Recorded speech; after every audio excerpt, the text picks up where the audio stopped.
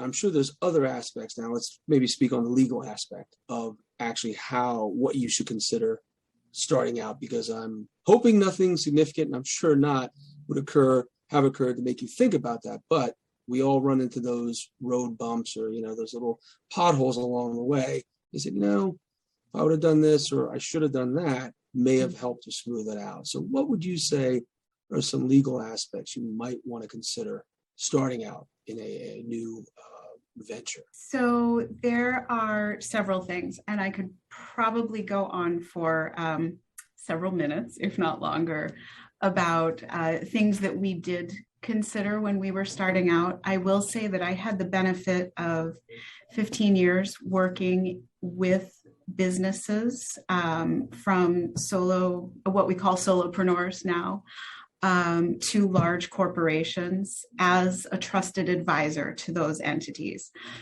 So I saw things go well and I saw things go really poorly, sometimes through poor planning or failure to see things, and sometimes through pure chance, and nobody could have done something differently. And then I watched how they reacted and looked at how we were able to help them. But what I would say is consider everything. If you are an individual or partnering up with someone and you're a small business just starting out, write down all of the questions that are undoubtedly running through your brain, possibly at 3 a.m., right? What happens if my brain does this to me still? Organize those questions and research what you can. Pick the brains of people that you already know, like, and trust from your network. If you don't have a business attorney, a CPA, accountant, and a banker, a business banker or commercial banker that you know, like, and trust completely, reach out to people you do know, like, and trust within your network and ask for those introductions, and then interview those people. Just because they're awesome professionals doesn't mean that they're the right fit for you and your business. Doesn't mean there aren't opportunities to do business together down the road either, even if you don't end up hiring them directly.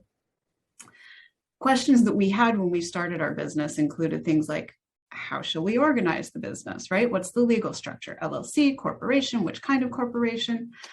What business name do we want to use? How do we record that? How do we protect some of those business assets as we build them?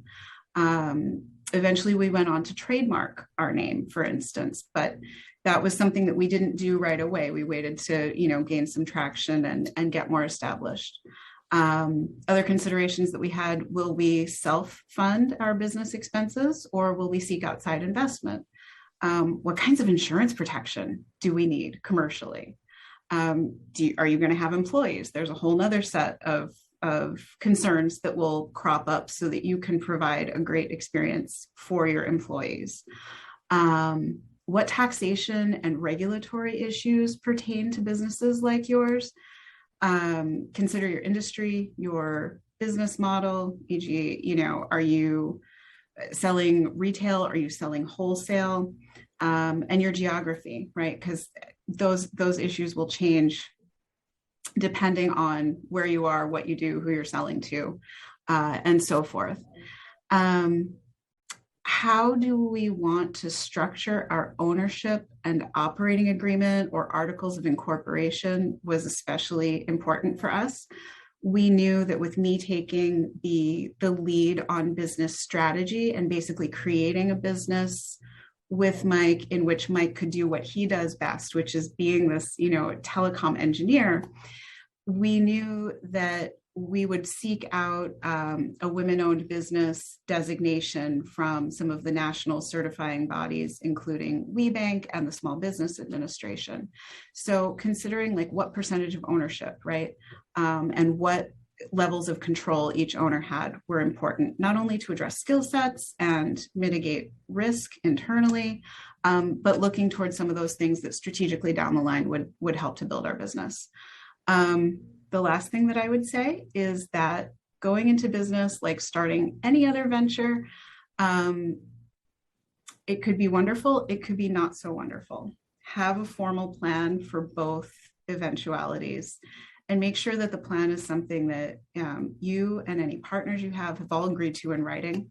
It can be a living document, right? Because things change over time, but it should be documented, and it should be something that everybody is clear on. And experienced advisors like your attorney, your accountant, your business consultants or coaches will be able to point you in the direction of resources or provide those resources to you to make that whole process easier.